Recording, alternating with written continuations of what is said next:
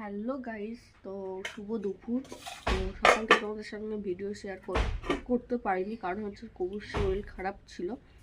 মাঝে বাড়িতেই আছি। আর অনেক কালকে সকাল সকাল স্নান করা হয়েছে, যেহেতু সংক্রান্তি ছিল।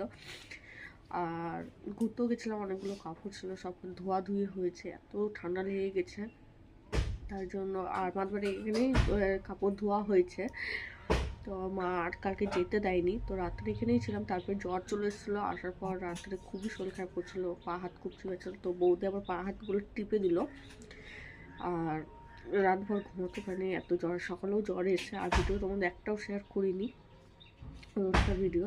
তো চলো এখন খাওয়া দাওয়া করে আবার বাড়ি চলে যাবো, যেহেতু তোমার দাদা ভাইয়ের শরীর খারাপ আছে, তো ওই নিতে আসবে, খেয়ে নিই। আর চলো কী খেতে দিয়েছে বৌদি।